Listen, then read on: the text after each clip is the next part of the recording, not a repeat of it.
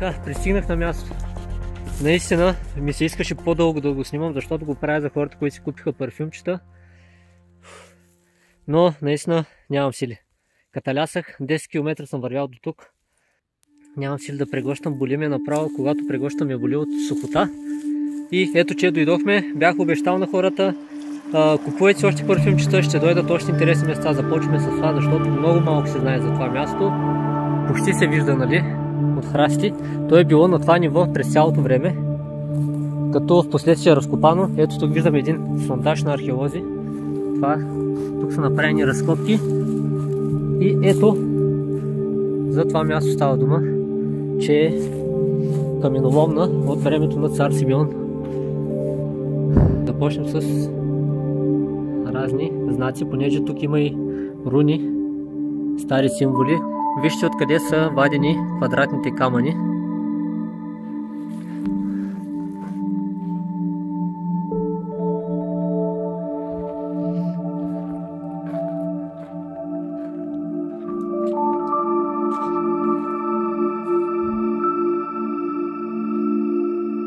Това не изглежда старо. Ето. От тук се виждат квадратните изсичания, откъдето са добивани камъни. Тук се личи един знак, който е стар със сигурност. Това не е. Ето този е стар. Не се личи много. Този също. Те са разчетени, мисля, че от археолозите, доколкото имам спомен. Ето ги камъните, които са добивани.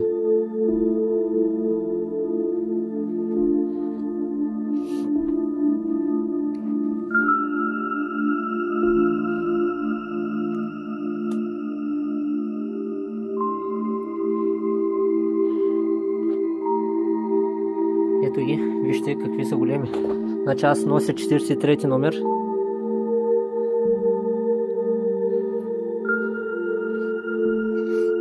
Вижте каква цепка. Тук има една дупка дълбока. Мястото е много голямо. Оттатък видяхте, че най-вероятно това продължава.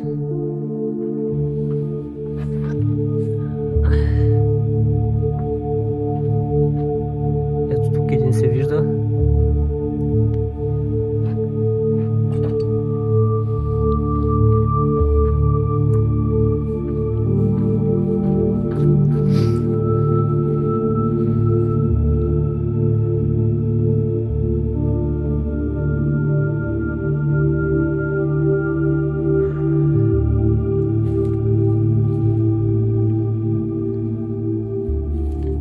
Ето.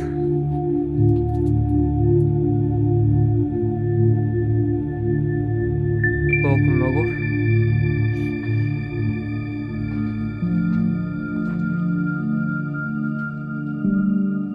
Вижте.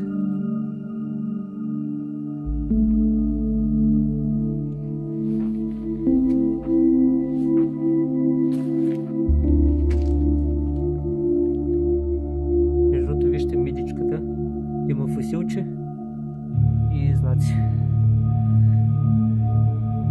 Наистина сме на нивото на земята и най-вероятно това не е било. Това вижте докъде е било нивото и колко надолу са работили, като 100% продължава надолу. Само тук като погледнете и то ви става ясно.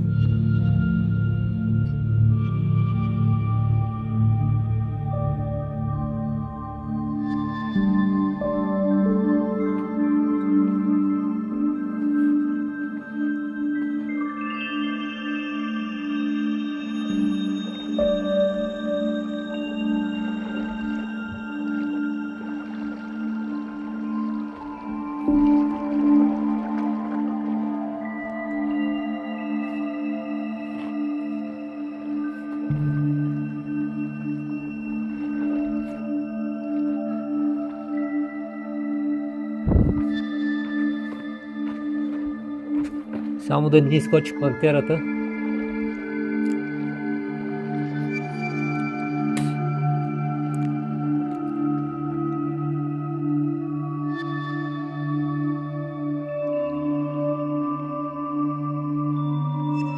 там има още един знак.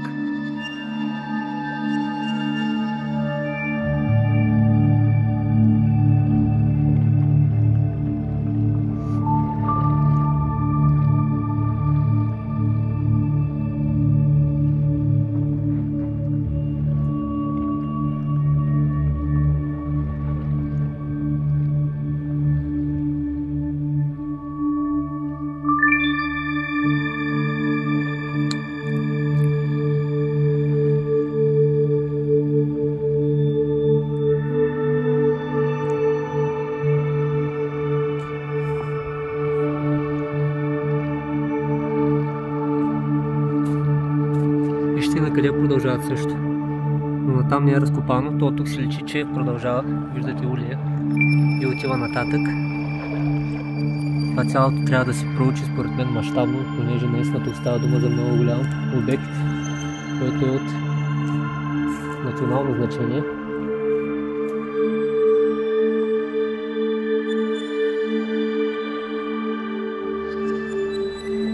И трябва да се проучи със сигурност.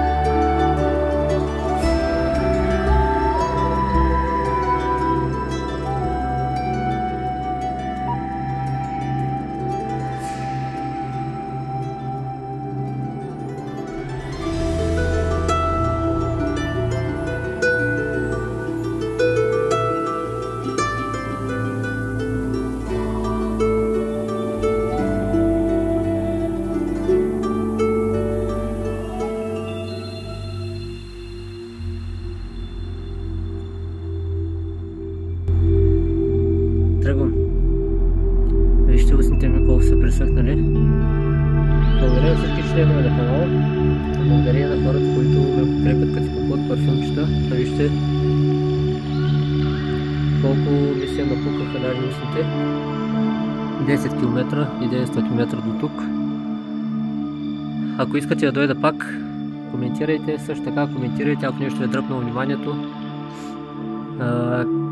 Впечатлени ли сте от мястото? Наистина е много интригуващо, на много забито място, не се вижда буквално. И така, тръгваме, пък какво стане?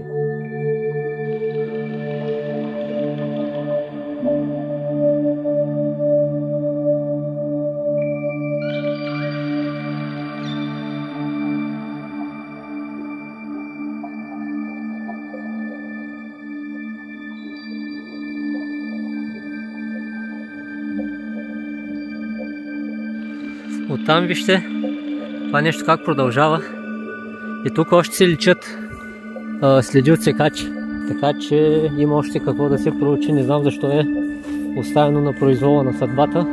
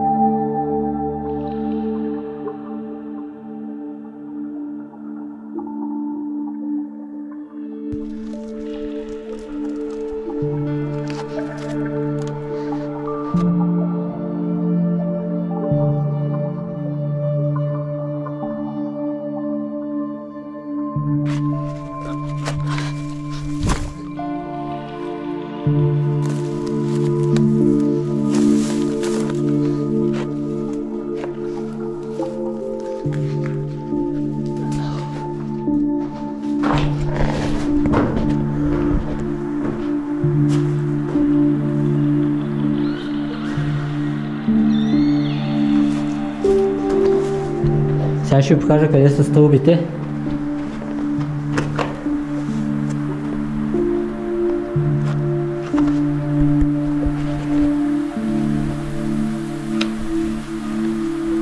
Вижте докъде има стълби и после няма.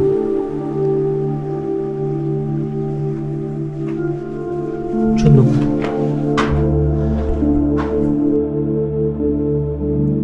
Тук виждаме и манярските изкопи, които са правени. Тук се личи къде е имало преграда и отгоре. Също и тук е имало. Ето. Среща се вижда каналчето, където е тук. Това може би тук е правено в последствие, за да пробият и маняри. Защото вижте на какво място е.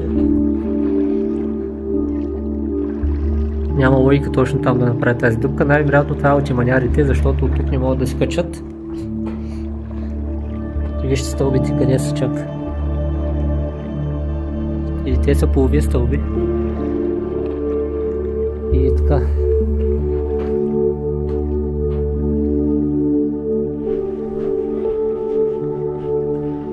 И така. Тръгваме, че ни очаква път. А тук има пак някаква малка пещера.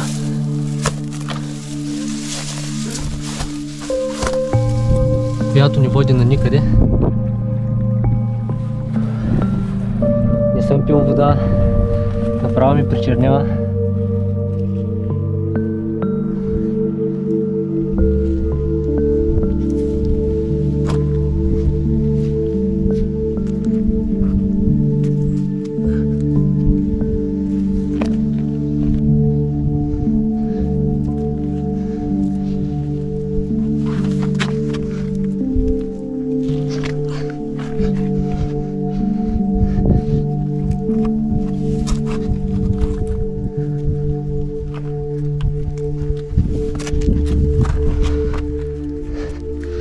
Движа бавно, защото много взе да ми причерня.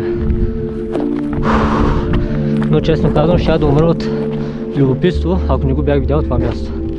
Сега за тези, които ще ме нареждат защо съм влязъл, ето ви обяснение. И вече няма дронове, мронове, ще умра от обезводняване. Най-гадното нещо на планета Земя. Понеже веднъж съм се обезводнявал в Балабандия рекът малък и не искам втори път.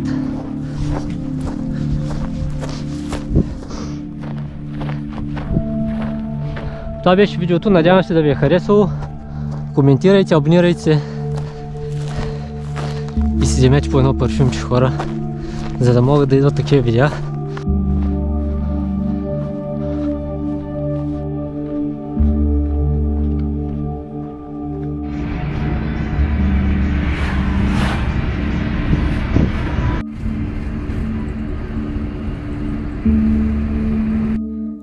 16 км и 800 съм минал.